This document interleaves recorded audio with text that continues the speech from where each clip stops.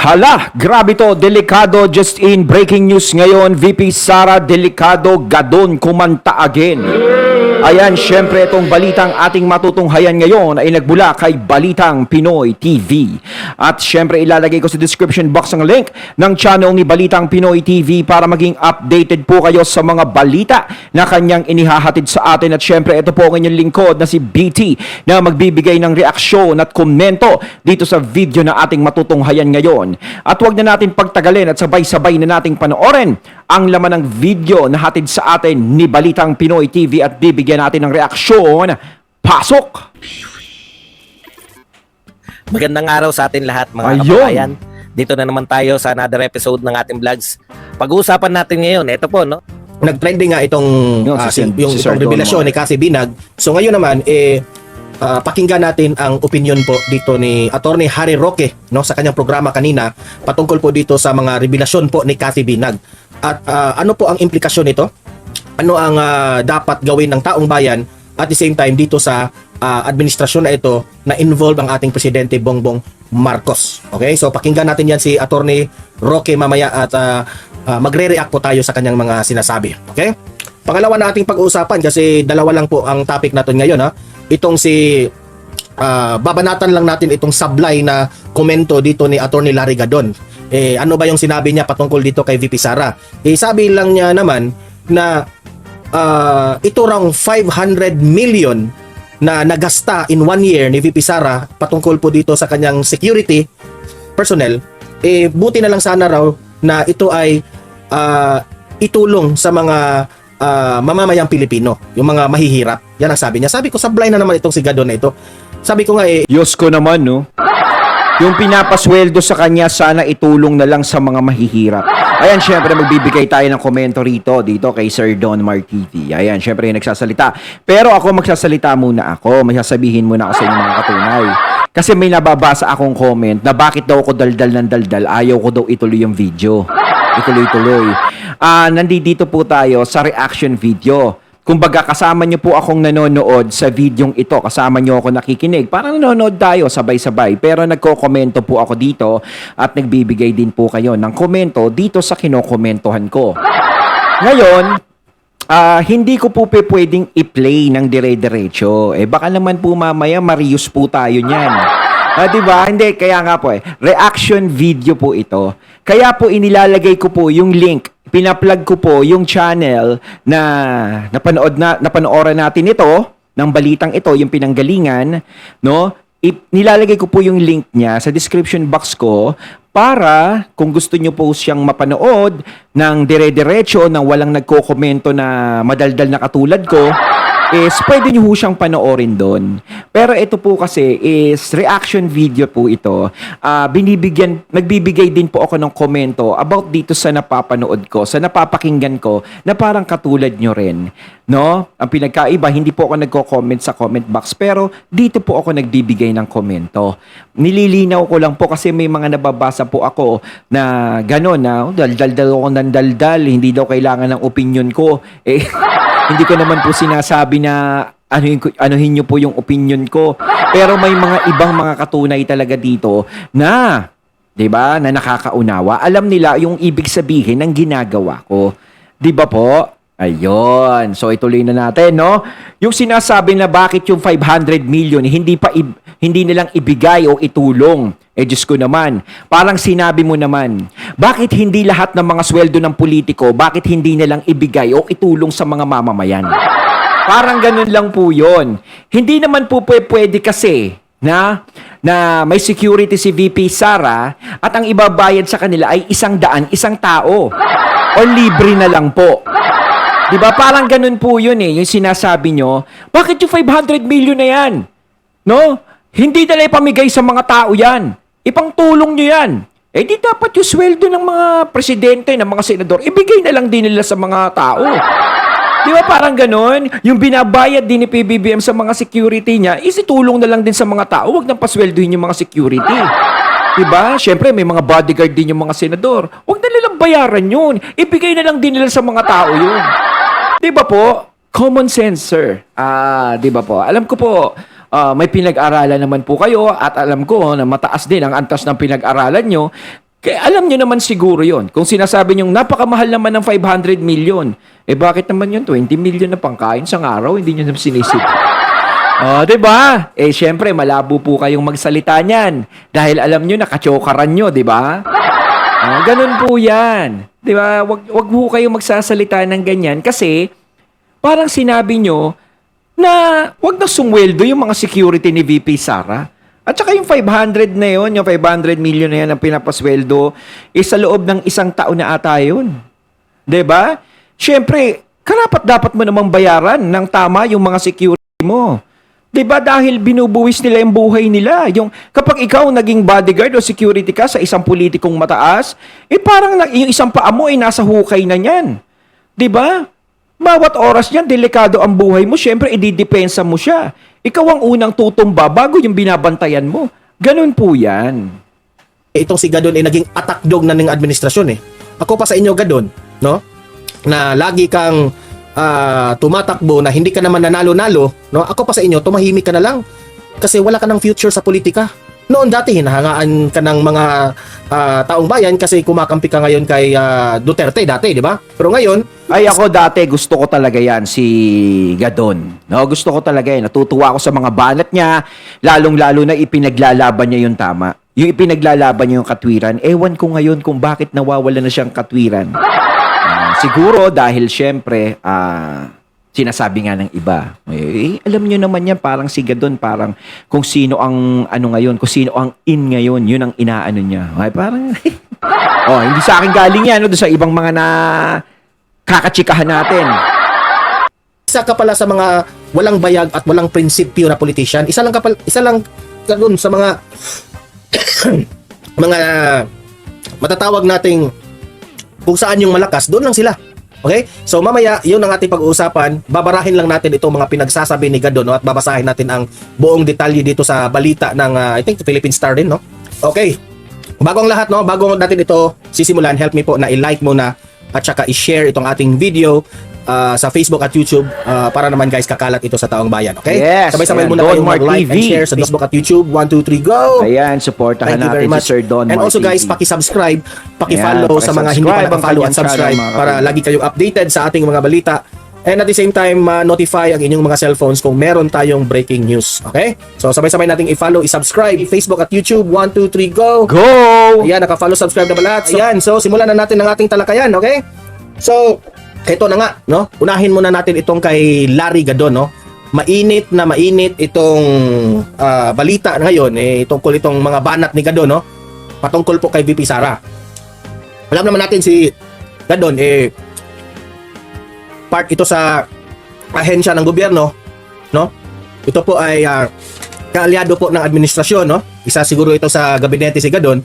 So, syempre, Paano kaya kung matapos ang term ni PBBM, tapos halimbawa manalo si VP Sarang presidente, kanino kaya papanik si Gadon? Kanino baka mamaya biglang magulat ka, mag-iba ang ihip ng hangin. Pero kung talagang solid Marcos siya talaga, is doon natin malalaman yan. Kaya marami tayong kaabang-abang na mangyayari sa mga susunod na eleksyon sa senatorial. 'Di ba? Nakaka-excite. Lalo sa presidential, nakaka-excite. si Gadon po ay mag-aatake dito kay VP Sara. Hindi ko nga maintindihan na bakit itong si Gadon, hindi ka naman inaway ni VP Sara Gadon. Pero bakit ikaw, kailangan mong atakihin itong si VP Sara ngayon? Yes, hindi naman siya inaatake ni VP Sara eh. Hindi nga natin narinig na binabanatan ni VP Sara eh. 'Di ba? Yung presidente nga hindi niya binabanatan, hindi niya tinitirya ng basta-basta noon. 'Di ba? Kumbaga ngayon nagsasalita si VP Sara, nagbibigay ng komento, no? Nagbibigay ng kanyang saloobin dahil yun yung naipon sa kanya eh. 'Di ba? Nilalabas niya lang kung ano yung nangyari. 'Di ba? Pero hindi yung parang taklesa siya na, ayan si ganyan, si PBB, ganito, ganyan, hindi siya ganun. Hindi siya basta-basta nagpaparatang ng matitindi. 'Di ba? Kumbaga nadudoon pa rin yung hinahon ni VP Sara. No, pero talagang yung hinahon niya pag tumama talaga yung salita niya, ang daming naaapektuhan. Hindi namin maiintindihan Gadon. Tanong ko lang sa iyo, ganyan ka na ba kasipsip kay PBBM? Gadon? Halos nga hindi ka bigyan ng posisyon ni PBBM eh. Buti nga binigay sa iyo yung posisyon na yan. Di ba? Nakakahiya ka eh. Kasi, bakit ko nasabing nakakahiya? Dahil, it's very obvious na nagpasipsip ka kay PBBM dito sa mga ginagawa mo. Tapos, ang pinagtripan mo, si VP Sara? Ha? Oh, bakit ba natin topic itong si Gadon ngayon? Oh? Ito lang naman ang sinasabi ni Gadon. Ipapakita ko sa inyo, ha? Papakita ko sa inyo itong sinabi ni Gadon. Kasi, dapat nating ipagtanggol ang ating VP Sara. Kasi nananahimik yan eh. Kayo, wait ka lang Gadon, ha? Kasi itong si VP Sara, hindi naman ito nagbabantay kung sino ang kanyang babanatan. Never mong nakita itong si VP Sara na babanat yan sa mga pasaway sa politiko. Hindi yan nangingialam sa buhay ng iba. Pero kayo, nangingialam kayo eh. Ang dami nyong trabaho, pero si VP Sara pa talaga ang kukomentaryuhan nyo ng ganyan. Na ang yabang-yabang mo Gadon, na akala mo, kakampi ka naman ni Duterte dati. Di ba? Kakampi ka dati. Ngayon, na hindi Kumbaga para sa akin, no, ang mga Duterte kasi, hindi talaga oposisyon ang tingin ko diyan eh, no? Talagang ang nagturing lang talagang oposisyon sila is yung mga taong bumabanat sa kanila, yung mga masasamang espiritu na ayaw silang tigilan. Kaya sila naging parang oposisyon. Kung tutusin, okay naman talaga eh. Lumala lang ng lumala, maraming sumakay, 'di ba? Maraming sumipsip, 'di ba? Doon talaga lahat nagsimula yan. Kung tutuusin, ang pinaka-oposisyon dapat is ang dilawan. Na talaga oposisyon. Pero ngayon, hindi mo na masasabing ang oposisyon ang mga dilawan dahil nag-hail sila sa administrasyon ngayon. Ibig sabihin, hail, 'di ba? Okay yung mga kampi sila. Parang syempre, sa tingin ko is lagay sila sa patag eh. 'Di ba? Ganun 'yun eh. Lagay tayo sa patag kasi pumapabor naman sila sa atin. Parang yung ganun yung mga dilawan. Pumapabor sa kanila yung sitwasyon. Pero alam nyo ba, kapag yung mga yan is nakabalik, ang iniisip kasi nila parang, eto yung pag-asa natin na maaari tayong makabalik. Kapag nasira yung VP Sara ng yan at mawala, syempre pag nawala si VP Sara sa eksena, may pag-asa sila. 'Di ba? Ika nga, kapag may nanalo dyan sa administrasyon na manok nila, mabibigyan pa rin tayo ng importansya. At kung matapos din ang termino nun, makakabalik na sila. Hindi na sila mawawala ng pag-asa. 'Di ba? Ang akala nga natin is wala na talaga sila, pero nakita natin is nagbabalikan talaga sila. Relax nga lang sila, hindi sila masyadong nag-iingay na katulad ng dati. 'Di ba? wala na sa posisyon, saan ka na ngayon? Ha? Akala mo may future ka pa sa politika? Wala ka na. Ito yung sinabi ni Gadon, no? Sige. Ito yung sinabi ni Gadon. Sabi niya dito. Pero alam nyo ba, pinaglalaban ko dati yan si Gadon. Na sabi ko, ay gusto kong maging senador to. Kasi talagang matapang talaga. May prinsip. Noon dati nung eleksyon talaga, na nakikita ko pang kampi pa siya. Yan sa unit team, yan Sara Duterte, PBBM, sa mga kampi pa siya doon. Bilib ako sa mga sinasabi niya tsaka yung mga pinatatamaan niya talaga. Pero ngayon is biglang nagkaganon. No? Ha? 500 milyong gastos ng gobyerno sa security ni VP Sara. Yan ang You're on YouTube watching chill lo-fi hip-hop. But did you know that there's a YouTube music app where you can sabi ni Gadon. 500 million gastos ng gobyerno. Eh ano ngayon kung 500 million? Ang tanong Gadon, napunta ba ito sa bulsa ni VP Sara? Kinain ba ito ni VP Sara? Nasa pamilya ba ito ni VP Sara itong 500 million na gastos ng gobyerno sa security ni VP Sara? Wait ka muna, sa banat ko mamaya. Ibinunyag ni Presidential Advisor on Poverty Alleviation o PAPA, Secretary Larry Gadon, na gumastos ang gobyerno ng nakakagimbal. Talagang ginamit pa talaga niya ng word na nakakagimbal. Pero hindi kayo nagigimbal doon sa 1.4 billion a day. Ha? Diyan sa flood control project na ipinagmayabang ng amo mo?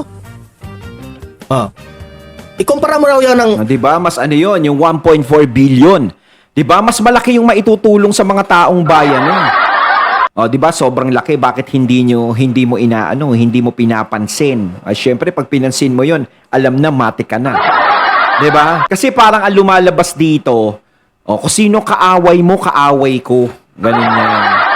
Kung sino yung umaaway sa'yo, aawayin ko. Ang problema nga, hindi naman siya inaaway ni VP Sara. Kahit naman si PBBM, hindi naman ganong kataklesa na inaaway niya si PBBM. Wala tayong nadidinig na ganun kay VP Sara para magsalita si Gadon ng ganun. 'Di ba? Hindi nga inaano ni VP Sara si Gadon din eh. 'Di ba? Bakit ka magsasalita sa taong hindi naman nagsasalita ng masama doon sa taong pinaglalaban mo kung pinaglalaban mo talaga? 'Di ba? Ang 500 million a year, ha? Oh, how many days ang one year? A year. 365 days. 500 million. Kayo, one day lang, ha? 1.4 billion, Gadon. So, nasaan na ang utak mo, Gadon? Kung ikukumpara natin yan sa flood control project ng amo mo. To think, ha? Ang 1.4 billion project, ha? Sabi ng, Senado, ha? Sa hearing nila, puro lang naman kayo feasibility study. Nakakahiya naman kayo. Tapos 1.4 billion a day. Tapos pinag-iinitan. Kontakin mo, ang sakit nun, no? 1.4 billion a day, pero nakikita natin, parang wala pa rin nangyari. Di ba? Kaya nga minsan nakakatakot na yung flood project, yung mambaha pa rin, di ba? Doon nga lang sa nangyari nung bagyong Karina uli, di ba? Babalikan natin, wala pa rin nangyari, ganun pa din. Tapos biglang mai-announce ng ganun. Yung sa 500 billion naman na pinapasweldo sa mga security ni VP Sara, is na alam naman na napupunta doon sa mga security. Di ba? May pakinabang naman yung 500 million na yun dahil sa ginagawa nilang pagprotekta sa Vice President. At dapat naman talagang protektahan ng Vice President dahil mataas na posisyon yan.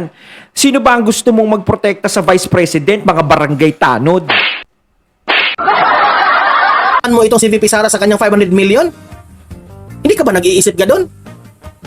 Attorney ka ba talaga? Ha? Sa logic mo na yan, sa pagbabatikos mo ni VP Sara ng ganyan, talaga bang attorney ka? Kaya nga palang hindi ka manalo-nalo eh. Buti na lang, no? Alam ko na hindi ka pala dapat iboto. Kasi binoto kita eh. No, aaminin ko ha, binoto Ay, kita. ako din. Binoto ko yan. Hindi, totoo ha. Totoo mga katunay. Binoto ko si Gadon. Diba? Dahil nga bumili. Isa ako sa mga ano niya. No? Naging fans niya dati. No? Tuwan-tuwa ako sa kanya talaga. Pero ngayon, naiimbyer na ako sa ginagawa niya. Sana hindi na lang siya nagsalita ng ganun eh. Diba? Pero wala eh. Parang nakikita nga dito, sinasabi na para siyang nagpapalakas, kailangan mapansin ako ni Bongbong, kailangan ganito, ganyan. Kung sino ang kalaban niya, kalaban ko din. Kailangan magsalita ako ng ganun. Pero hindi tama yung ginawa niya. 'Di ba? Hindi tama yung sinabi niya kasi si VP Sara is wala naman talaga na sinasabing matindi kay PBBM. 'Di ba? Hindi naman nagko-comment ng matindi si VP Sara tungkol sa presidente. 'Di ba? Di ko na lang maintindihan kung Siguro kung may mga kasiraan man na lumalabas kay PBBM, hindi nang gagaling yun kay VP Sara. Ganun yun eh. Hindi nang gagaling sa kanya. Kaya bilib ako doon kay VP Sara. Dahil hindi niya na kailangan manira ng tao para bigyan siya ng pansin ng taong bayan, para makuha niya yung atensyon ng taong bayan. Hindi ganun. Parang nasa sa inyo na kung maniniwala kayo sa akin o hindi. Ganon si VP Sara, nakikita ko sa kanya, nararamdaman ko. Although may mga nagsasalita sa kanila na ganyan na tanong na, oy, paano yung mga kinurakot nilang ganito, ganyan, yung 125 million, ganyan. Diyos ko, hindi po napatunayan lahat yan. No, hindi napatunayan. Yung sa 125 million na yan, tapos na yan. Napatunayan na ng COA yan, tapos na. Pero sa ibang mga galit sa kanya is pinapaulit-ulit pa yan. Parang hindi nila naiintindihan yung sinasabi ng COA na walang nangyaring anomalya doon sa 125 million na yun. kita binoto ha, pero sumuporta ako sa mga ano mo dati eh. Yung mga pagmumura mo sa Ako binoto ko yan. Na-appreciate kita. Magaling tong taong to eh, prangka. Oo. Pero ngayon, kayong ako na mismo ang magsasabi dito sa aking mga audience sa Don Mar TV, huwag niyong iboto itong taong ito dahil ang utak nito, kasing utak lang ng aso. Aso. Hambad mo, Sir Don Mar. Hindi mo, bago ka nagsabi dyan sa 500 million na ginasta in a year, Gadon, isipin niyo muna kung yung mga amo ninyo, magkano ang ginasto nila? Kung i-compare mo kay VP Sara, Oo. nakakagimbal. Yan, nakakagimbal pa talaga yung ginamit Hindi, mo. tapat mo na lang yung 20 million na pangkain eh. Di ba? Oh, mas nakakagulat yun. Tutusin, mas nakakagulat yun. Ano ba yan? Pagkain lang yan. Bakit gumastos ng ganun kalaki? Di ba? Ayun talaga, kagulat-gulat. Yun naman, security. May pinatutunguhan. Di ba? Dapat mo naman talagang bigyan ng sapat na sweldo na ganun yung mga nagbabantay. Pero, yung pakain, Diyos ko naman, grabe. Kung ako naging presidente, pakainin ko sila. Jollibee. May tiga ano kayo dyan, may isang bucket na fried chicken kayo dyan. Pwede na yun, ba? Di ba? Paliwanag mo, nagtitipid tayo para sa taong bayan. Kailangan mag-ipon tayo. Di ba? Dapat ganon. Hindi para tayo sosyal. Steak. Di ba? Kung pwede nga lang, ihain mo sa kanila. Munggo at galunggong. Para Pinoy na Pinoy ang style. Mas maganda yung pinapakita mo sa taong bayan na kung ano yung meron, makontento. 'Di ba? Na higit na 500 million para sa 433 security detail ni Vice President Sara Duterte. So dito ko, I therefore conclude na ito palang si Gadon nangingialam sa buhay ng ibang may buhay. Imagine ha, sa kalalaki mong ganyan, Gadon, babae yung vice presidente natin, nangingialam ka? Hindi ka ba nahiya sa sarili mo, Gadon? Nasa posisyon ka, diba? Advisor ka ng poverty alleviation. Pero, instead na magtrabaho ka dyan, nangingialam ka pa kay VP Sara. Yun ang problema May mga kanya-kanya silang posisyon 'Di ba? May kanya-kanya silang posisyon diyan sa gobyerno. Manong yun na lang yung tutukan nyo, yung mga posisyon nyo. Ang dami nang bumabanat sa mga Duterte, nakikisali pa kayo. Kaya hindi na mabigyan ng pansin yung problema ng bansa, yung problema ng mga tao, hindi na mapansin dahil dinadagdagan nyo pa. 'Di ba? Ayos na sana kung yung iba na lang pabayaan nyo na sa kanila Kumbaga busog na yung mga Duterte doon sa mga bumabanat sa kanila. Tapos dinadagdagan pa ng ganyan. Tapos may posisyon pala, lalong-lalo na poverty, dapat malaman mo. Dapat yan ang inaasikaso mo. Kung paano mo matutulungan yung mga taong naghihirap sa bansa natin ngayon. 'Di ba? Hindi dun sa isang tao, isang pamilya ka lang tumututok. 'Di ba? Dapat kung ano yung posisyon mo, yun ang gampanan mo. Huwag mong sayangin yung posisyon na ibinigay sa'yo. 'Di ba? Dahil, Diyos ko, pag natapos ang termino ni PBBM, malamang wala ka na din dyan. 'Di ba? Kung itutuloy mo yan, wala akong pakialam, itutuloy ko na lang to, hindi na ako para manghimasok. 'Di ba? Kung ano yung binigay sa aking trabaho, igagampanan ko. 'Di ba, malay mo, kahit wala na sa termino si PBBM, may ibang pumalit na, malay mo, nadyadyaan ka pa rin. Dahil ginagawa mo ng maganda yung trabaho mo. Ang nangyayari, baka sinasabi, ikaw mahilig kang bumanat, matindi kang bumanat, upakan mo si VP Sara, banatan. 'Di ba? Yan. Bakit mo? Ito yung aking ipa-inject sa utak mo, Gadon, ha? Bakit mo pakikialaman ang 500 million ni VP Sara, ha? In a year ito, ha? Kung ito yung i-analyze mo, 500 million ang nagasta ni VP Sara. I-shoot mo ito sa utak mo, Gadon. Itong 500 million na ito na pinag-iinggitan mo, hindi si VP Sara ang hindi niya nabulsa yung 500 million na yan. Yang 500 million na yan, ito ha, this is my own analysis, this is my own opinion, ginasta ito sa kanyang mga security. Hindi natin alam sa kanilang pagkain, sa kanilang uniform, sa kanilang mga sasakyan pamasahe o kung ano-ano man dyan. At saka ang sweldo nila, 500, lahat-lahat yan 500 million ang ginasta. Saka marami yun hindi naman dalawa lang yun, tatlo 'Di ba marami yun? You are talking about ginasta ito sa gobyerno ng kanyang security, lahat-lahat na yan. 'Di ba? Yung kanilang mga siguro, yung kanilang pangangailangan bilang security. So lahat yan binuhos yung 500 million na yan. Ibig sabihin, hindi po hawak ni VP Sara ang 500 million, Gadon. Kumbaga hindi siya yung nagbigay. Ayan. Hindi niya yan binulsa. Yes, gumasta siya ng 500 million in a year, in 365 days. Okay? Yan na, VP Sara. Pinoprotesta yung pagpapasweldo sa mga security mo ng 500 million. Si VP Sara nga, ayaw niya nang magkaroon ng security. Di ba, sinasabi niya na nga. Di ba, parang gusto niya nang tanggalin lahat sa kanya. Di ba, parang huwag ka nang mag-security. Okay na lang maglakad ka na lang mag-isa. kaya kung sino gusto mag-volunteer, parang gano'n. No? Kasi konting kibot lang sa kanya kay VP Sara, naku, bawal lahat sa kanya. 'Di ba? Vice President, hindi mo ititreat ng maayos. Vice President po 'yan, hindi po 'yan chairman. Yung ano ba 'yan, yung barangay chairman. 'Di ba? Barangay chairman nga, may bodyguard pa, nakikita ko eh, 'di ba? Vice President pa kaya. Isip-isip rin ha, sweldo ito ng mga security. Oo. Ngayon, ang tanong, nasayang ba ang 500 million pesos? Yan ang malaking tanong. Do you think Hindi. gano'n nasayang? Yun yung sinasabi ko. Hindi nasayang dahil napakinabangan yun. At napunta yun sa kapakinapakinabang. Nakita mo ba na si VP Sara na nadihado ang kanyang seguridad? Nakita mo ba na si VP Sara muntik nang nasyutay? Nakita mo ba si VP Sara na merong nagbabanta sa kanya? O may nagpapakitang naalanganin ang kanyang buhay? Nakita mo ba? Wala. 'Di ba? Meaning, yung 500 million na yan, effective ga doon. Ibig sabihin nun, ginagampanan ng mga security niya yung trabaho nila at nakukontento sila doon sa kung ano yung nakukuha nila sa pagbabantay sa Vice President.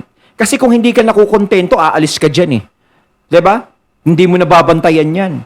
Lapag sweldo mo, 150 isang araw. Tapos tataya mo yung buhay mo. Di ba? Diyos ko naman. Meaning, kung effective yan, yung 500 million, ginasta yan ng tama.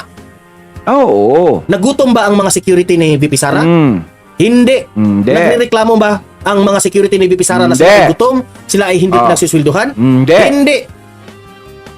Lahat yan ginasta sa 500 million a year. Yes. Meaning to say, ang 500 A year. million pesos na inireklamo mo, na inggit ka, ha? Ito po ay nagasta ng Baka tama. gusto niya yung 500 million mapunta sa kanya.